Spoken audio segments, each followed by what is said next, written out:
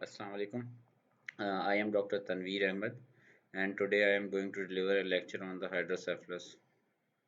So, first of all, we will discuss that how we'll proceed in our lecture. First, we will discuss the definition of the hydrocephalus.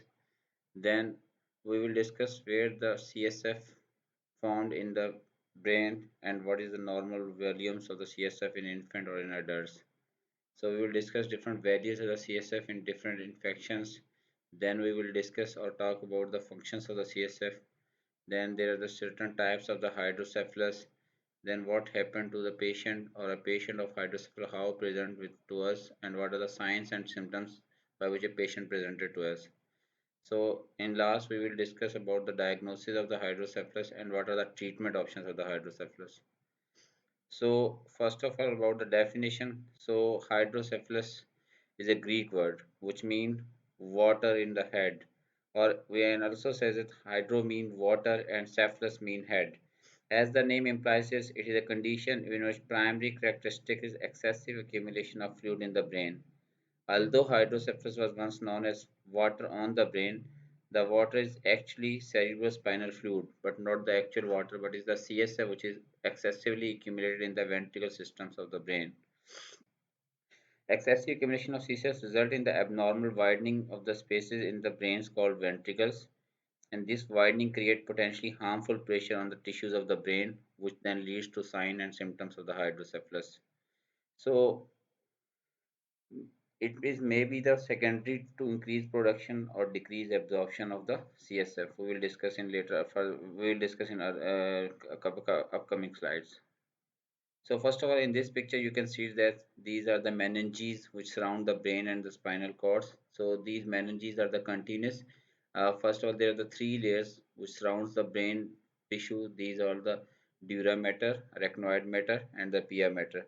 So these three layers continues downward, and they also enclose the spinal cord, and they end up at the level of S2 vertebra. Okay, so this is a normal picture of the ventricles of the brain. As we know that there is the spaces inside the brains which are called ventricles. So there are four ventricles in the brain. Two are the lateral ventricles. Here in this picture you are seeing the sagittal view of the ventricles. So these are there are the two ventricles which are called lateral ventricles. Then comes the third ventricles and then the fourth ventricles. So this ventricular system is made up of four ventricles which are connected by the narrow passage. So normally CSF flows through the ventricles, exist into cisterns, and these cisterns are the closed spaces that serve as reservoirs, and these cisterns are usually present at the base of the brain. And then this baths the surface of the brain and spinal cord and then reabsorb into the bloodstream. So in another picture, yes, here you can see, so these are the two lateral ventricles. So lateral ventricles have certain horns, which are, these are the frontal horns, then temporal horns, and then the occipital horns. So this is the left ventricle and this is the right ventricle. So both left and right ventricles open into third ventricle through a foramen which is called foramen of Monro. So then this third ventricle drain into fourth ventricle through another duct. This is called cerebral aqueduct, or this is also called aqueduct of Sylvius. Okay. So from this aqueduct of Sylvius, CSF drain from third ventricle into fourth ventricle, and from fourth ventricle, so CSF either drain into lateral axis or drain into the central canal of the spinal cord. So if it is going to drain into lateral axis, it is through the foramen of Mejendi, and if it is going to into the central canal of the brain, spinal cord, then through the foramen of Lashka. So this is the anatomy of the ventricular system. Here in this picture, you can also see that. So these are the ventricles of the brain. There are the certain spaces or certain places in the ventricles where a special substance is present in the ventricles, which is called choroid plexus. So these choroid plexus is the site where normally CSF produce. So from the choroid plexus, CSF went to the different foramens into the where we have already discussed lateral ventricle, third ventricle, then cerebral aqueduct to fourth ventricle. From there, then CSF with the help of these systems goes into the arachnoid villi. So these arachnoid villi are the or arachnoid granulations in the site of CSF absorption. Means CSF absorbs through these arachnoid granulations. So again, in this picture, you can see that we have shown the pathway or the site of the formation. So the CSF is produced in the choroid plexus of the lateral ventricle, and from the lateral ventricle through the interventricular foramen, which is also called the foramen of Monro, the CSF goes into third ventricle, and from the third ventricle through the cerebral aqueduct into the fourth ventricle, and from the fourth ventricle it goes laterally to from the foramen of Lashka and again into the central canal of the spinal cord to the foramen of Magendie, and from here it goes into subarachnoid space and and from there it goes into the arachnoid villi, and from arachnoid villi, which is present in the dural sinuses, CSF is absorbed. Here in this picture again you can see this shows the route of the CSF flow.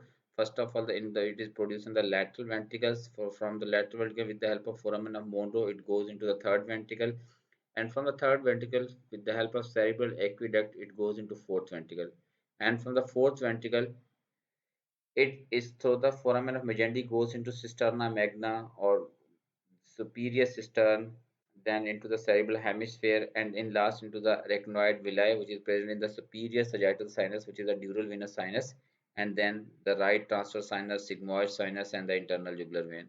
So this is the pathway of the flow of the CSF. Okay, if we discuss about the volume of the CSF, so in a normal adult person, usually 44 or 450 ml CSF produced every day. Okay, if we are going to count it in the in minutes, so CSF production is 0.3 to 0.37 ml in minute or 20 ml per hour. But if we talk about the total volume, either it is produced 450 ml in day, but in total volume of the CSF in the brain or the spinal cord is about 150 ml. Okay, so in 150 ml, only 25 ml is in the ventricle subbrain. So rate of the production is 20 ml per hour. So ventricle contains only 20% of CSF volume, but the remaining CSF, 80% CSF volume is present in the subarachnoid space around the brain and the spinal spine. Okay, but the in an adult, total volume of CS is about 125 to 150 ml. Again, we have already discussed about the production of the CSF. We discussed that 70% of the CSF is produced by the choroid plexus, which is lined by the ependymal cells. As you know that the ependymal cells are the neuroglial cells. Okay, 18% of the CSF is the ultrafiltration of the plasma, and 12% is the metabolic water produced. So this is the production of the CSF. So as I have told that there are certain places in the ventricles which contain special ependymal cells, and these are the called choroid plexus, and these choroid plexus are primarily located in the roof of the fourth ventricle, then inferior medullary vellum of the lateral recess to the foramen of Lashka, posterior roof of the third ventricle, floor of the bodies, and the roots of the temporal horns of the lateral ventricles. So we have discussed that these choroid plexus is present in the fourth ventricle as well as in the third ventricle as well as in the lateral ventricles, but no choroid plexus is present in the cerebral aqueduct. Okay, so we, as I told that we can discuss about the values of the CSF in the different sort of infections. First of all, if we see in normally, if the we will talk about the normal CSF. So its appearance is it's a waterless clear fluid. Its normal pressure is 9 to 18 centimeter of water. Okay, and the WBC's count is less than 5, and the amount of glucose is 50 to 75 ml, and total protein is in between 15 to 40 ml. But in different infections, when we go for the CSF detailed report, the parameters of the values are changed. Like in the bacterial infection, mostly the appearance becomes not clear but it's cloudy, and the pressure rises from 19 to 80 to 18 to 30 centimeter of water, and TLC count is increased from 100 to thousands, and mostly in the bacterial infections predominant blood cell is the neutrophils. As we know that the bacteria take energy from the glucose, so in bacterial infections the glucose amount of the glucose in the CSF will decrease. This is the pathognomic sign, or we can say that this is the diagnostic indicator that the patient is suffering from the bacterial infection. So if a patient you draw a CSF from patient, if the appearance is cloudy and if the TLC count is more than 100 or up to thousands, and the predominant cell is the neutrophils and the glucose count is less than 45, then the most probably the diagnosis patient is suffering from the bacterial infection. The protein count is also increased, but sometimes it is normal in the bacterial infection. Okay, in the tuberculosis, again, the appearance will be not clear, but the appearance will be cloudy, and the pressure is in between the 18 to 30 centimeter of water, and the TLC count is less than 500, and the predominant cells will be lymphocytes, but not the neutrophils. And again, in the glucose contents will be decreased, and the protein content is up to will be increased or normal. Again, in fungal infection, the appearance will be cloudy. The pressure is in between the 18 to 30 centimeter of water, and the TLC count is less than 300, and the predominant cells are the lymphocytes. Glucose count is also decreased, and the protein contents are raised. And in aseptic conditions, again, the appearance will be clear, the pressure will be within normal limits, and the TLC counts is less than 300, and mostly the predominant cells will be polymorph neutrophils but not the lymphocytes, and the glucose content is in between the 15 to 100, and the protein content is also normal. So these are the certain different values of the CSF through which can help you in the diagnosis. Mostly you have to focus on the bacterial, TB or the viral infections. So again, I will repeat, in the bacterial infection the appearance will be cloudy, the TLC count will be raised, and the predominant cells will be the neutrophils, and the glucose count will be decreased. In TB tuberculosis, again appearance will be cloudy. The cells count is not as much as in the bacterial infection. The predominant cells will be the lymphocytes, and glucose content will be less than 45, and proteins count will be normal or increased. In viral infection, what happens? The appearance will be mostly colorless. Again, TLC count will be raised, and the predominant cells will be lymphocytes. Glucose count will be normal, but the total protein value will be raised significantly. As we know that the whole body of the virus is made of protein coat. So when virus is going to replicate within the CSF, it will produce large amount of protein. That's why protein counts are raised in the viral infection. So what is the function of the CSF? So CSF has three important life-sustaining functions: to keep the brain tissue beyond or acting as a cushion or shock absorber. Also, it acts as a vehicle for delivering nutrients to the brain and removing waste from the brain, and to flow between the cranium and the spine and compensate for change in the intracranial blood volume.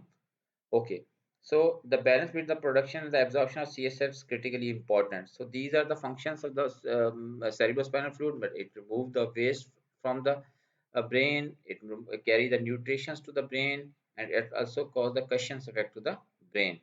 Okay, so it also regulate various brain functions and neurotransmitters, paracrines, and endocrines. Even hypothalamic hormones are secreted into the CSF, and then they are transported by the ependymal to the hypophyseal portal system. Okay, so this is the again a picture which is showing the ventricles of the brain. So this is the lateral ventricle, this is the frontal horn of the lateral ventricle, this is the temporal horn of the lateral ventricle, and this is the occipital horn.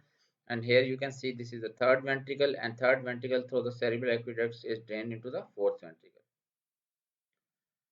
So if we are going to discuss about the types of the hydrocephalus, so hydrocephalus may be congenital or acquired.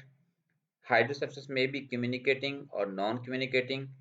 Hydrocephalus, communicating hydrocephalus is also called non-obstructive hydrocephalus, and non-communicating hydrocephalus is called obstructive hydrocephalus. So why? First of all, I will tell about the congenital or the acquired. Congenital hydrocephalus is present at the birth and may be caused by either events or influences that occur during the fetal development or genetic abnormalities.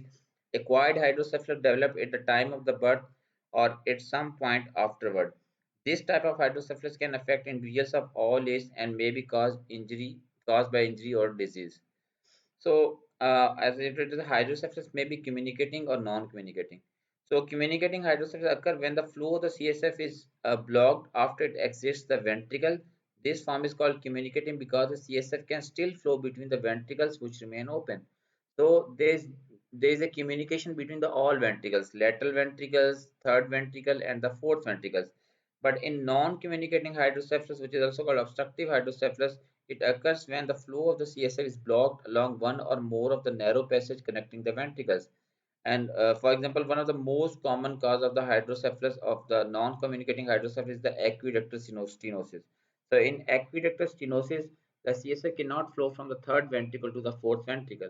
So this type of hydrocephalus is called non-communicating or obstructive hydrocephalus. So one of the other cause of the hydrocephalus is they either may be due to the excessive production of the CSF or either may be due to the decreased reabsorption of the CSF. So these both things called hydrocephalus. Okay, so here in this slide, you can see that the causes of the communicating hydrocephalus, it may be congenital, like in achondroplasia, or it is associated with the craniofacial syndrome. What happens in craniofacial syndrome? Then there is the abnormal or asymmetrical development between the facial and the cranial bones. So, what are the acquired causes? Acquired causes are those causes which are developed later on. So, these are post-hemorrhagic, intraventricular, or subarachnoid choroid plexus papilloma or choroid plexus carcinoma. In both these cases, there is an increased production of the CSF by the choroid plexus, either in the venous obstruction as in superior vena cava syndrome or post-infectious. So, these all are the acquired causes of the communicating hydrocephalus. So if we are talking about the non-communicating hydrocephalus, it means there is no communication between all the ventricles of the brain. So it may be congenital by birth or it may be developed later on. So in congenital, it is caused by the aqueductal stenosis, as we have discussed already. Congenital lesions like vein of Galen malformation, a vein of Galen is which is called also internal, which is also called internal cerebral vein. It is a great significance at it runs near to the ventricles. If there is a malformation of the vein of Galen, it causes the obstruction of the ventricles. So some congenital tumors, I will show you the pictures in the later on. Then there is a arachnoid cyst. This cyst is formed in the anterior third ventricle and cause the blockage of it is formed in the root of the third ventricles from where the foramen of Monro of the lateral ventricles entering the third ventricles. So due to this cyst, these foramen of Monros are blocked, which can cause the hydrocephalus. So Chiari malformation either with or without meningiomyocele. What happened in the Chiari malformation? There is a downward herniation of the cerebellum which cause the pressure on the central canal and which leads to the hydrocephalus. So the other causes are X-linked hydrocephalus like Dandy-Walker malformation. I will show you the pictures in the upcoming slides. So the acquired causes of the non-communicating hydrocephalus are the aqueductal gliosis, like post-hemorrhagic or post-infectious, space-occupying lesions which develops later on, such as tumors or the cyst or head injuries. So here in this picture, you can see these are the certain tumors. You can see this is the foramen of monogliosis, which can leads to the obstruction of the foramen, and so there is no flow of CSF from the lateral ventricle into the third ventricle. So again, in this picture, you can see the third ventricle chiasmatic gliosis or craniopharyngiomas. Or here in this picture, you can see there's a pineal lesion tumors. So this tumor can also block the third ventricle, and there is a no flow from the third ventricle to the cerebral aqueduct, or either it is the obstruction at the level of the fourth ventricle. Fourth ventricle tumors like medulloblastoma, ependymoma, astrodymoma, so these all are the causes of the obstructive or the non-communicating hydrocephalus. Okay, so what are the signs and symptoms of the? First of all, I will tell what caused the hydrocephalus. The cause of hydrocephalus is still not well understood, but as we already discussed that it may be from the inherited genetic abnormalities like genetic defects that cause aqueductal stenosis or developmental disorders, as we have already discussed, like achondroplasia. So always always think about the two things in mind. First, in hydrocephalus, either there is the increased production of the CSF or either there is a decreased absorption of the CSF from the arachnoid villi. So what are the signs or the symptoms of the hydrocephalus? The symptom of hydrocephalus vary with age, disease progression, and individual differences in tolerance to the condition. For example, an infant's ability to compensate for the increased CSF pressure and enlargement of the ventricle differs from adults. Why? Because infant skull can expand to accommodate the buildup of CSF. Because of sutures, in infant the sutures are not closed. The fibrous joints that connect the bones to the skull have not yet closed. So that's why in the infant they can sustain large amount of the CSF as compared to adults. Or you can say that in the infants symptoms does not develop very quickly, but the adults, if there is a slight enlargement of the ventricles, it cause the pressure on the brain can come, and adult will develop the sign or symptom of the hydrocephalus. So what will the symptoms in the infants? It will be a rapid head growth, tense frontal eye, distended scalp veins, decreased feeding or poor head control, then again the splayed cranial sutures, sun setting eyes, Perrinode sign, and frontal bossing. So what is the Perrinode sign? Perrinode sign is the combination of three things in which there is a upward gaze palsy, there is a convergent stigmas, and the third thing is the bilateral lid retraction. So these all are the signs and the symptoms of hydrocephalus in the infant, but in adults, what happens due to the increased size of the ventricles, it can cause or compress the normal brain parenchyma. So adults will develop altered level of consciousness, lethargy, vomiting due to the increased intracranial pressures, seizures, and sunsetting eyes. Okay, there is another type of the hydrocephalus which we have not discussed yet. Uh, this type of the hydrocephalus is called, there are two type of other form of the hydrocephalus which do not fit exactly into the categories which we have mentioned above, and these are primarily affect the adults. One is called hydrocephalus ex vacu and the other is called normal pressure hydrocephalus. So the hydrocephalus ex vacu, which occurs when stroke or traumatic injury can damage to the brain. So in this type of cases, the brain tissue may actually shrinks. So normal pressure hydrocephalus, the other type of the hydrocephalus is the normal pressure hydrocephalus. In normal pressure hydrocephalus, there are triad of three things, which are the dementia, gait ataxia, and urinary incontinence. So if a patient which comes to you, if he has the age of 50 years or the 60 years and the family is complaining that he is having the forgetfulness and he is unable to walk and he has a drunken gaze and he had poor control in his urination, then you have to think about the normal pressure hydrocephalus. So here in this picture, you can see that there is an enlarged head circumference. You can see the prominent veins. You can see the frontal bossing. You can see the sun setting eyes. So these all are the signs and symptoms of the hydrocephalus in the infants. Okay, so how you are going to diagnose the hydrocephalus? So the diagnosis is the either radiological or either you can take this mostly we used to diagnose the hydrocele with the help of the radiology. We can diagnose with the help of x-ray, ultrasound, CT brain, or the MRI brain. Okay, so if we are going to say about the uh, diagnosis, this is the x-ray of a young child, which in this x-ray you can see there's a separation of the sutures, erosion of the posterior crinoids, so increase conventional markings, like you can see that these are the gyral impressions which are seeing, or you can appreciate on the skull bones. So the gyral impressions on the inner table of the skull, then silver beaten appearance. So these all are the findings you can see on the uh, X-ray of the patient of the hydrocephalus. But X-ray is not the modality of the choice for the diagnosis of the hydrocephalus. The main modality of the choice for the diagnosis of the hydrocephalus is either CT scan or the MRI. Okay, so we can diagnose the hydrocephalus through clinical neurological evaluation or by using cranial imaging techniques like ultrasonography, CT scan, MRI, or pressure monitoring techniques. Okay, so you can see the X-ray. So this is the ultrasound of the patient.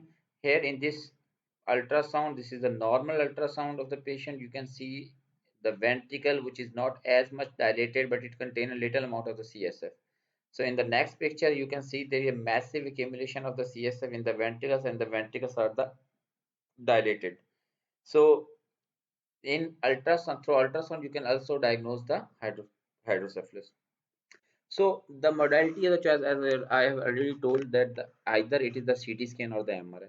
So here you can see the CT scan of a patient which is showing, but this is the normal CT scan which is showing the lateral ventricle. These are the frontals of the lateral ventricle, and these are the occipital horns, and this is the fourth ventricle. But you cannot appreciate the temporal horns of the lateral ventricles in the normal CT brain. But in this picture, you can see the dilated frontal horns of the lateral ventricles and the occipital horns of the lateral ventricles. Here in this picture, you can appreciate the sulci or garai, but here in this picture, which is showing the hydrocephalus, because of the pressure of the CSF to the brain parenchyma, you cannot appreciate sulci and garai. So again, this is the MRI of the patient. Okay, this is in this MRI you can see there is a stenosis of the cerebral aqueduct. So it means this is the communicating or non-communicating hydrocephalus. So this is non-communicating hydrocephalus because the no communication between the lateral ventricle, third ventricle to the fourth ventricle. As we have already discussed, that this is the aqueduct, cerebral aqueduct which connect the third ventricle to the fourth ventricle. So this is the type of non-communicating hydrocephalus or obstructive hydrocephalus. Okay, now as we have discussed the causes of the hydrocephalus in the previous slides, now I will show you the different images which can confirm or which will tell the things which we have already discussed. So first of all, this is the MRI of a patient. This is the normal MRI which is showing the small amount of the CSF in the lateral ventricle, but here you can see that the dilated frontal and the occipital horns of the lateral ventricle. But why we are calling it the normal pressure hydrocephalus? Because the CSF pressure is within normal limits. So we have discussed that this type of the hydrocephalus occurs in the adults, and there is a classical triad for the diagnosis of this hydrocephalus, normal pressure hydrocephalus. That patient usually present with the dementia, with the gait anomalies, and the third thing is urinary incontinence. Okay, so here in this picture you can see that the craniopharyngioma, which is the tumor of the Rakhit pouch of the pituitary, so in this also causing the obstructive hydrocephalus and causing the obstruction in the flow of the CSF. Again in this picture, this is the intraventricular tumor. This tumor is causing the obstruction within the ventricles, and again this is the example of the non-communicating hydrocephalus. Here in this picture, you can appreciate a small cyst which is called the colloid cyst, which is present in the anterior ward of the third ventricle. And again, this here you can see a large colloid cyst which is present in the third ventricle. And this cyst is blocking the both foramen of the Monro and the nose flow of the CSF from the lateral ventricles to the third ventricle. And again, this is the example of non-communicating or the obstructive hydrocephalus. So again, you can see that this is the pineal gland tumor. Again, this pineal gland tumor is causing the obstruction at the level of the third ventricle. So there is no connection between the upper ventricles to the lower fourth ventricles. And again, this is the example of obstructive or non-communicating hydrocephalus. Okay, so this is the medulloblastoma, which is a tumor of the mostly posterior fossa, and we know that in the posterior fossa, fourth ventricle is present. Again, this tumor is causing obstruction to the fourth ventricle, and again, this is the example of obstructive hydrocephalus. So here again, this you can see this is the cerebellar tumor. Again, this is causing or abutting or compressing the fourth ventricle, and this is the example of obstructive hydrocephalus.